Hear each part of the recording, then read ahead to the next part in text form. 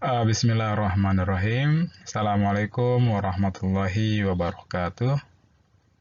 Pada sesi kali ini kita akan coba membahas tentang bagaimana mendrafting, menyusun draft pendahuluan atau introduction untuk sebuah proposal skripsi, proposal tesis, atau bahkan disertasi, dan juga untuk sebuah bagian introduction sebuah jurnal ilmiah.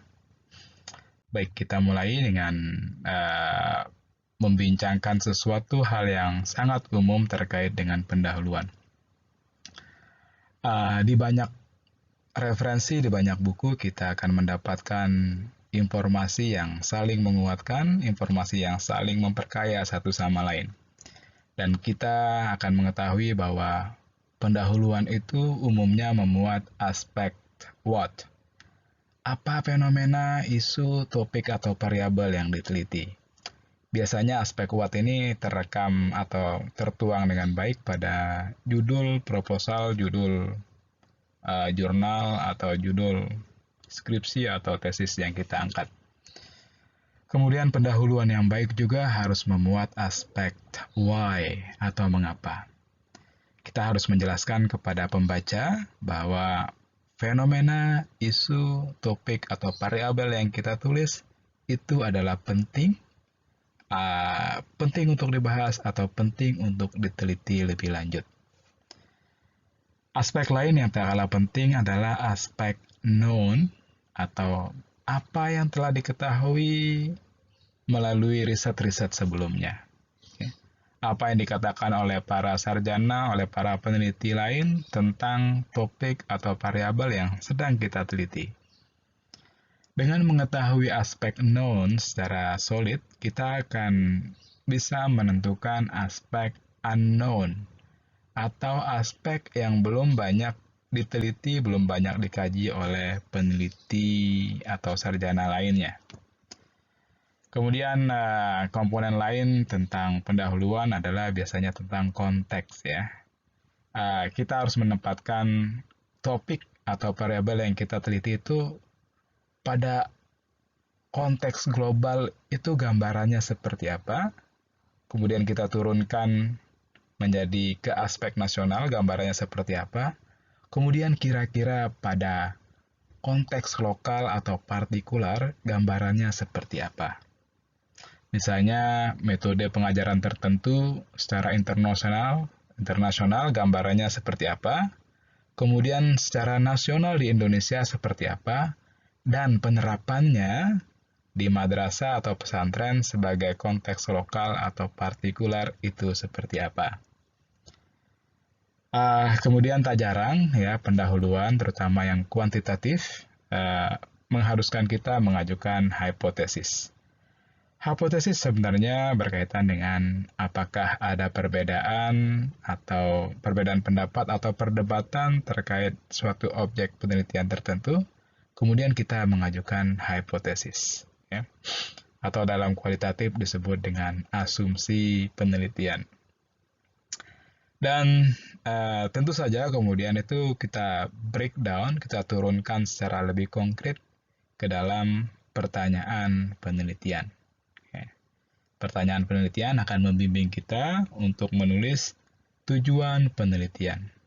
Jadi secara umum, pendahuluan atau bab 1 atau introduction itu memuat aspek what, apa, why, mengapa, known, apa yang sudah diketahui, unknown, apa yang belum diketahui atau celah kosong yang bisa kita isi, kemudian konteks atau research setting, kemudian ada hipotesis untuk yang kuantitatif, ada asumsi penelitian untuk kualitatif, kemudian ada pertanyaan penelitian atau research questions, dan ada purpose.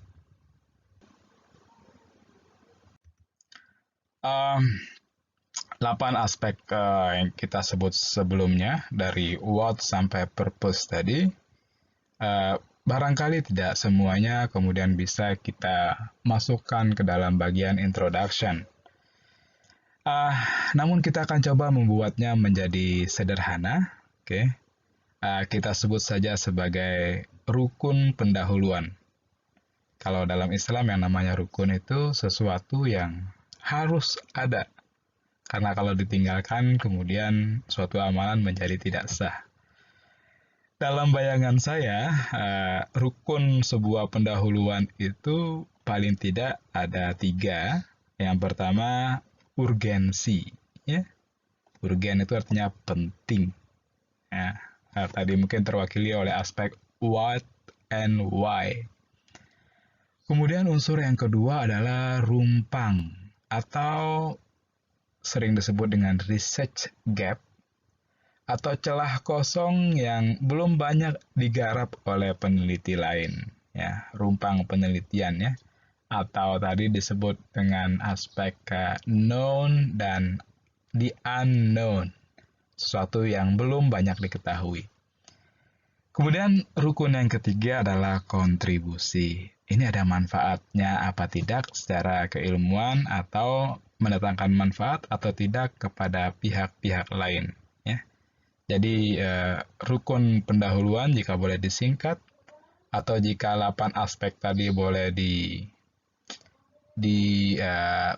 nutshell di ringkas, maka paling tidak rukun pendahuluan itu ada 3, urgensi, rumpang atau research gap, dan kontribusi.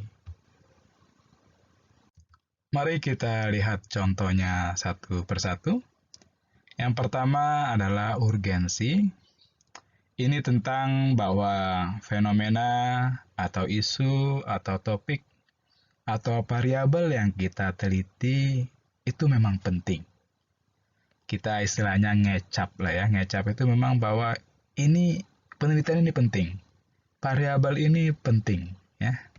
Kita bisa memunculkan namanya sense of crisis, bahwa ini jika tidak dilakukan akan berdampak, misalnya berdampak negatif terhadap sesuatu misalnya, something like that.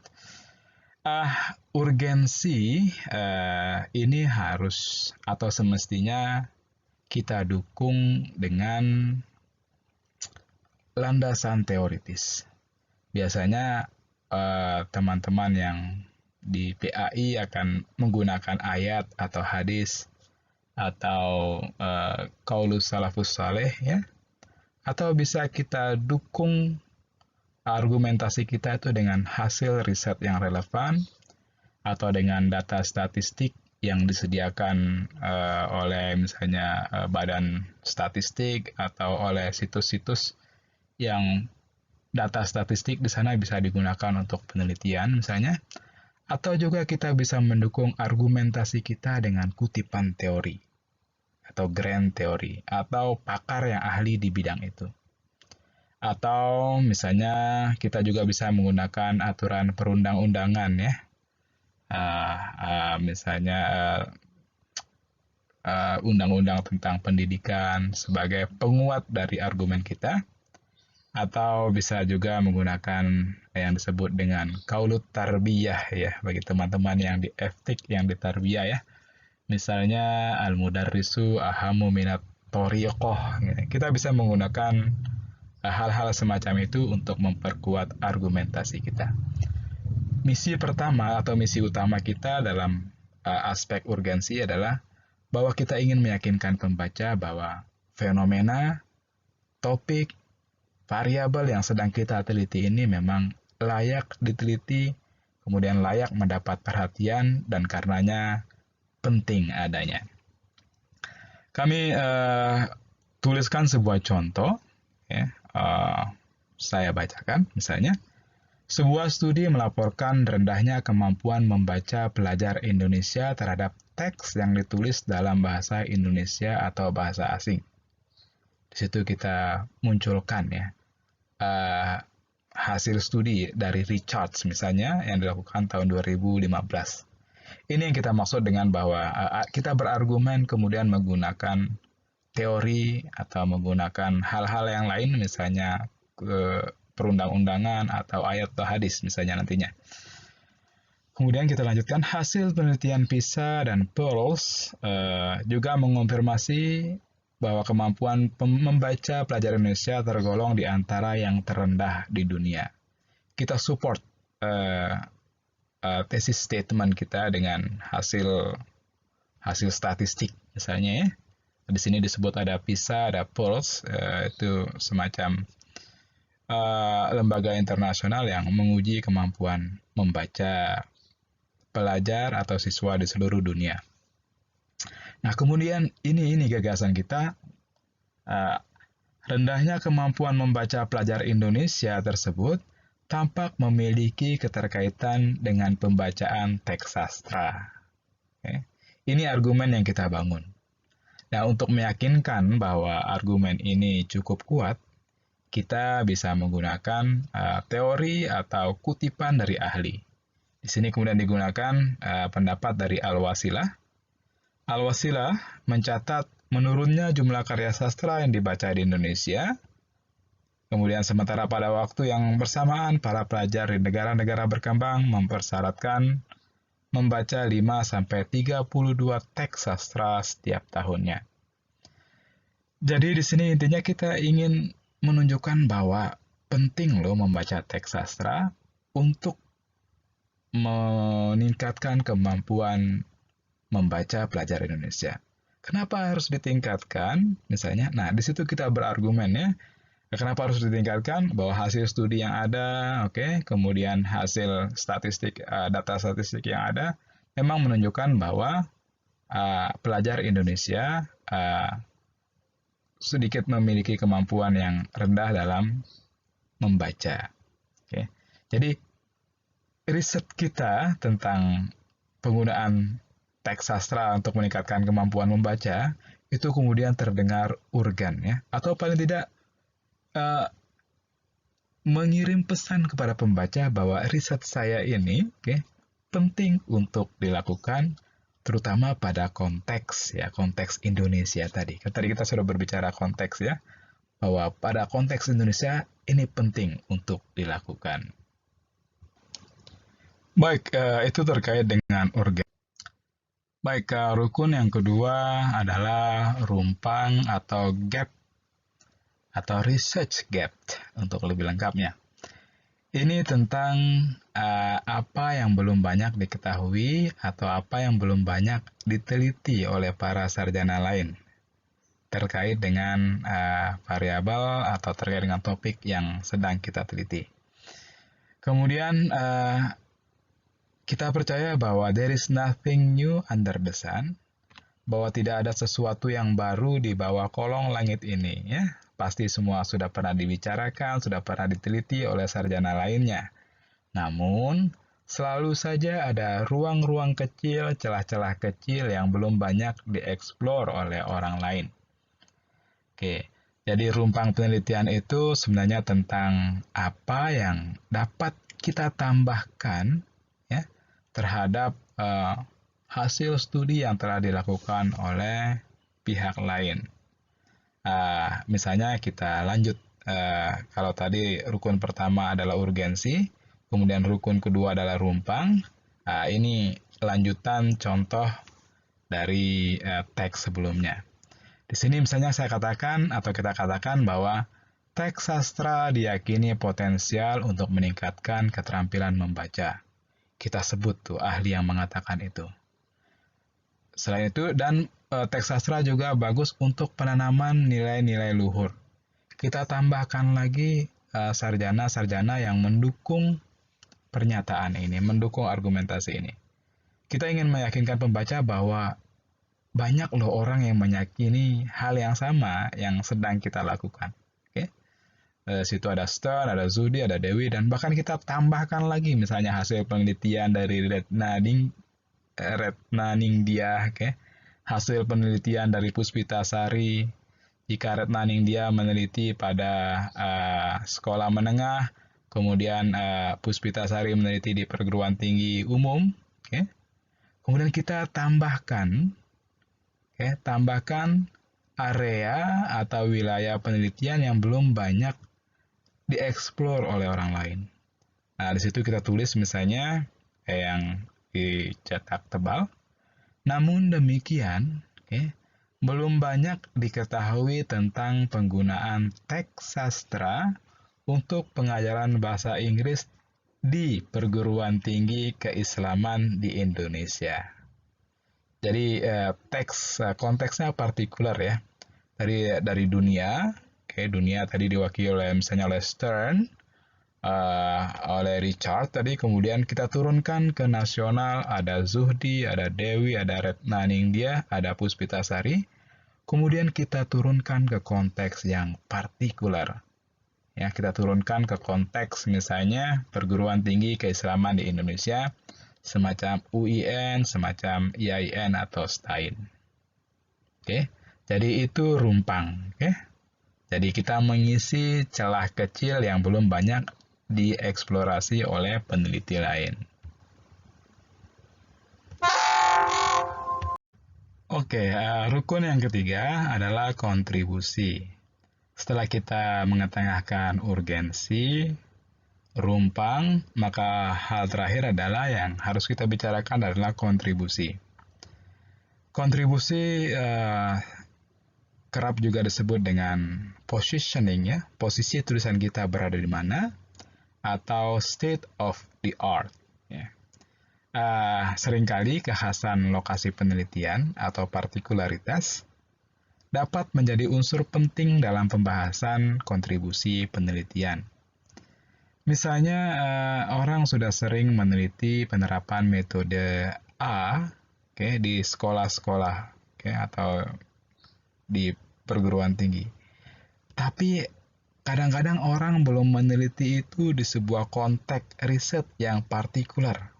Misalnya di madrasah salafiyah, misalnya, atau di pesantren tradisional di pedesaan gitu. Nah, hal-hal semacam itu, partikularitas semacam itu, bisa membantu kita untuk menjelaskan kontribusi penelitian. Jadi kita contohkan, kita melanjutkan dua teks sebelumnya, dua teks pada urgensi, kemudian pada gap. Nah, ini teks pada kontribusi.